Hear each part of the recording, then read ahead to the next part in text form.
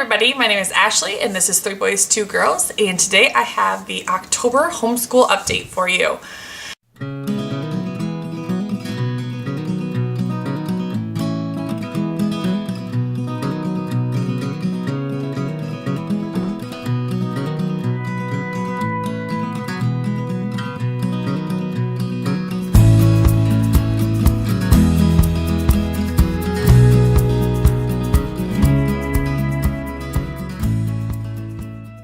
So, I can't believe that it's already October. It has flown by so fast. But for those of you that don't know, my husband and I are chiropractors, and we own a chiropractic office in South Dakota. And so we live in eastern South Dakota, and I have a fifth grader, a third grader, a kindergartner, and a preschooler, as well as a 2-year-old, almost 3-year-old. So we keep our days pretty busy. But we started school, our first year of homeschooling actually, and we started August 21st was our first day. And so I just can't believe that it's already October. I just feel like these couple months have just flown by. Like I said, it was our first year, and so going through and talking to a lot of homeschool moms, I watched a lot of YouTube videos. I knew this going in that it was going to be a huge adjustment year. We just needed to find our rhythm and just figure out how to be together all day, every day. And so we're still finding that. It was actually a harder adjustment than I thought. In my mind, I'm like, I stay home with the kids as it is, and we had all summer together, so how hard could it just be to move into the school year together? But yeah, it was definitely, it still is a little difficult just to kind of learn how to fit everything in. There's so many good resources that are out there for homeschool, so many fun games, so many great curricula out there. It's just how do you take all of those things and apply it into a day where your children learn. I mean, how do you get all that stuff done? How do you fit it all in? And so I definitely feel like I had my kids overscheduled. I probably still do. So I want to try and figure out what's working, what's not working, and get rid of the things that aren't working. So for my 5th grader, all of his curriculum that I picked they're doing really well. I'm really glad. I probably spent 6 months, I think, researching curriculum before I picked which ones that we were going to use for our family. But they're growing beautifully. And I will link below. I don't know how to do it like on the screen up here. I don't know how to do that. So I will link below all of our videos for what we're doing for our curriculum. And then you can take a look at those so you know what I'm talking about. But for 5th grade, everything is working, but for his readers, for his language arts, for reading, I just let him choose his own readers. And I quickly learned that he's kind of like me. He can't decide what to read next. So he reads his book and then he's like, I don't know what to read next. And he takes like forever picking one out. And so I just started picking his readers. And so that's probably the biggest change for him. And it's actually been really great. The one that he's just finished was called My Side of the Mountain. It was not a book that he was going to pick. It's basically about a guy who lives in New York City, hates the city, is yearning for adventure and, the wilderness and stuff. So he goes and he just gets dropped off in the middle of nowhere in the mountains and then survives on his own in the mountains. And my son just loves it. He just loved it.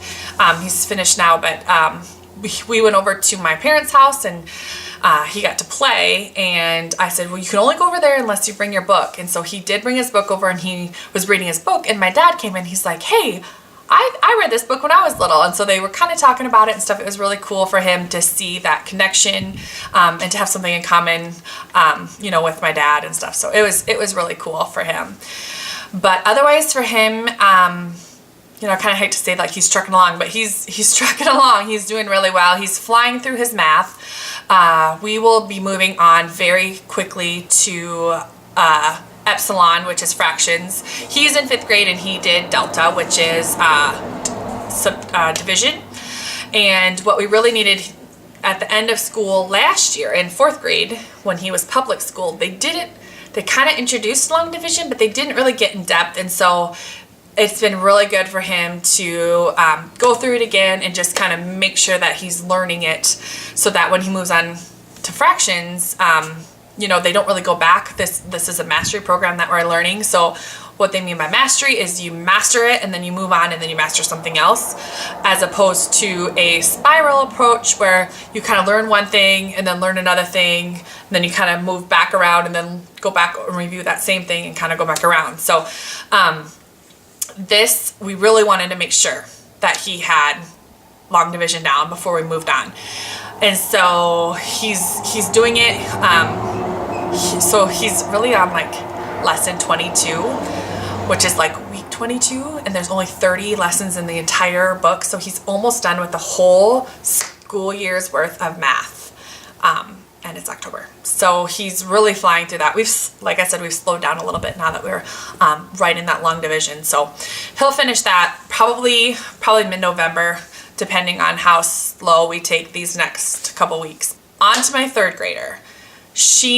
We started out the year doing grammar, a fix-it grammar. I think it's by IEW, Institute of Excellence of Writing, and it was too much. We're doing logic of English for English, which is like a comprehensive. It's everything. It's about 45 minutes a day of language arts, which is a lot for her. The grammar was just too much. It's extra. They have to like look up vocabulary words in the dictionary. Her learning how to look up in the dictionary and then copying everything, and it was just too much. And that's okay. It's okay. She doesn't need to be doing that right now. So we decided to put that on hold, and we'll do it next year or the year after that, whenever we see that it can fit into our schedule. So for now, we're doing the Logic of English Essentials program, and it is covering all of that grammar and spelling and all of that kind of stuff. So the other thing with her readers is she is still reading Heidi Heckelbeck, which is it's a 2nd grade reading level, but she loves it and she's flying through her books now. It used to take her, for the same book last year, it would take her literally to read 10 pages. It was like 45 minutes. Oh my gosh, you guys, it was excruciating. If you have a struggling reader or an emerging reader, I know that you feel my pain on this, where you just want to scream the word at them, but you have to let them figure it out and just maintain your patience. And it was just, it was rough. And we started out this year like that too, where it was just like every word she had to sound out. And I'm like, you know this word, you read it 5 seconds ago. But her biggest struggle right now is those sight words that she learned. She doesn't sound them out. So words like the, he, she, their, when, why, all of those sight words, she just guesses what they are and then moves on. So like the word will be she, and she'll guess the, because like even though it starts with an S, but it's H-E at the end, and so it just looks like that. I don't know why, but like teaching sight words for her just has not been helpful, and so that's why we switched to the Logic of English program, which again I talk about that in the why we decided to homeschool video, which again I will link below. But so the sight words just like it taught her to guess on which word is which, and so she doesn't sound it out. And so we're still working through that, like, okay, look at this letter, it's an S, it's not a T, so it can't be the. And so we're just kind of working on that. But otherwise, I mean, I started the year assigning her 10 pages a day to get through a book. And the last book that she just finished, the last Heidi Heckelbeck one, which I think is 3, she read it in 3 days. I assigned her between 35 and 45 pages a day, and she gets that done in like 20 minutes. I mean, just a tremendous change in her confidence level, and her enjoyment of reading has just really changed too, which is seriously just so great. I enjoy reading, I love reading, and so to have a child who hates reading, it was just really tough. So again, that's why we decided to homeschool, was her reluctance in reading, and again, I will link that video, talk more about that. But so still working on those second grade readers. I don't care. She likes reading. We'll move on when she's ready. So whatever, we'll read all of Heidi Heckelbeck and then we're gonna move on. We've got a couple other fun ones that she has picked out. I think The Year of Miss Agnes, which I still think is a second grade book, but another one, the Magic Treehouse. We have tons of Magic Treehouse ones, so I think we'll move on. I think they start in about second grade, and then as you kind of get a little bit further along the series, I think that they go up in grade level. I think, I haven't done a lot of research on them yet, but so we'll start those, and that will help her to kind of move on and move deeper into higher grade levels. Her math, she's also doing Math UC, and she did beta, so she went back a year. I mean, I hate to say that, like to put years on them, but she's doing multiple digit addition and subtraction. And so carrying the one, we just could not carry the one, and borrowing, that was one thing that we just could not do. Again, from last year, they kind of had just started it when she finished second grade in public school, and so she wasn't really like proficient in carrying the one or borrowing. And so before we moved on to multiplication, which is next, I just wanted all of her addition and subtraction facts to be like solidified. And so I think she's on like lesson 19 or lesson 20. And how I do that is I just kind of let them go, do 1 or 2 pages or 3 pages, however many they want to do that day. I just kind of let them go, but they have to do 1. And then I put like 3 on their little clipboard in the morning. And then however many they do, and then if they do all 3, I'll put 3 more on. Otherwise, I'll just kind of keep 3 on the clipboard all the time. For my kindergartner, she is doing she's doing the primer. I was calling it primer for a long time, but I was watching the video and he calls it primer on there. So I don't know, apparently it's primer. I don't know. But, so she's doing the primer program, and she is, again, she's like on lesson 26. She's almost done with the entire book, and we're getting into like the time. And so I'm trying to decide, do I want to let her do the time worksheets, or should I just kind of work on it on our own? We'll probably go through the book, and then we'll probably spend some time. It doesn't go over money very well either, which is another thing that I think is missing from that curriculum. So when she finishes that book, between then and Christmas, I might just do the time and money, and then once Christmas starts, then we'll move on into Alpha for her. For her English program, she is doing the Logic of English Foundations. And so we are on level A right now, and how that works is you do like level A 1 semester, level B 1 semester, and then C and D the next year. And so we are towards the end of level A, and last week she just got her first spelling words. And I gotta tell you guys, it was one of the most beautiful moments in our homeschool so far. I said, I told her, write it on the board. I think the first one was cat.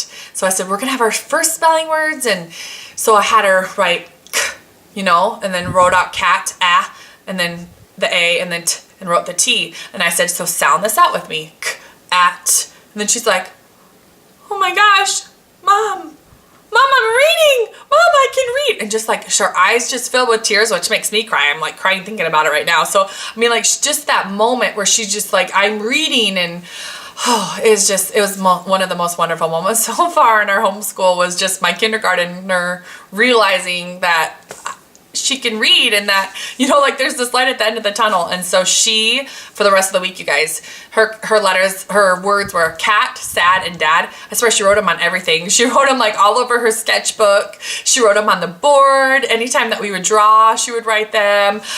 When we went to church, she was writing them in her notebook. I mean, she is just so proud that she can spell those words and that she can read. So she's just really excited to start reading. We have some Bob books that we will probably start introducing into her curriculum as well. Just those really, those easy readers, and just, I'm sure she can read them now. I'm just really thrilled. She's really excited that she can read. So, as for our subjects that we do together, We do science, history, geography, and kind of art together. They each have separate curriculums, but are separate too. They're different assignments that they have to do, and they're going over different things, so they're like learning different things, but we do it at the same time.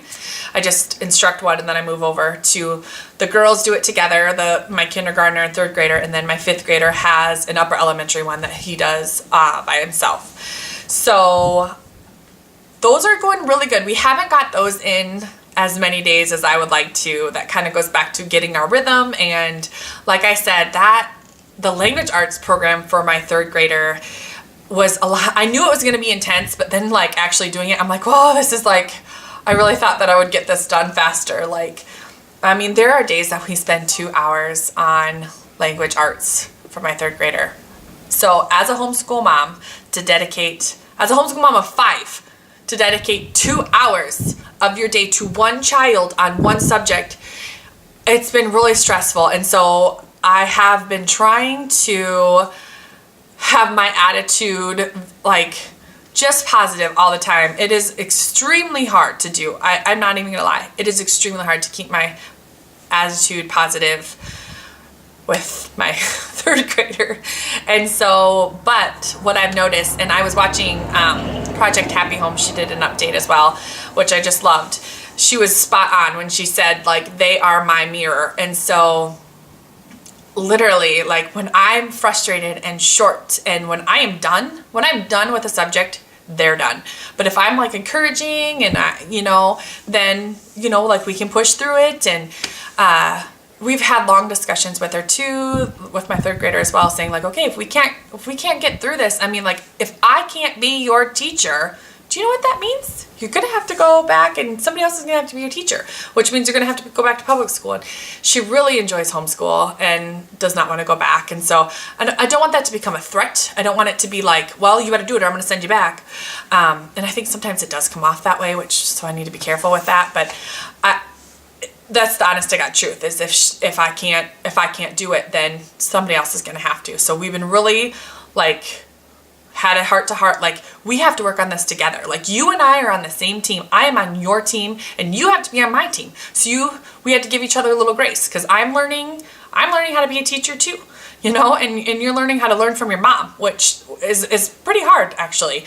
So just moving through, trying to get done these last few weeks have actually been better. She has been more dedicated. She wants to get done with it so that we can move on. And so I can tell when she's getting frustrated and she's like, and then she's like, oh, I'm getting frustrated, Mom. And she's able to verbalize it. And so we're able to recognize that. And then like, it helps to like, let it go a little bit.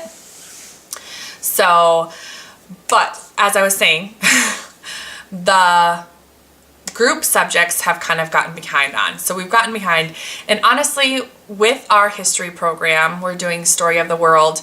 There's a lot of geography that goes along with it. And so I didn't really need to get the Road Trip USA, but I really wanted the kids to learn US geography.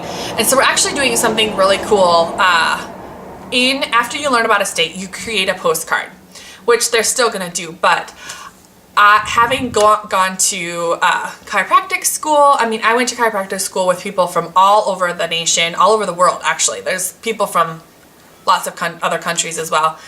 So I know a lot of people in a lot of different states.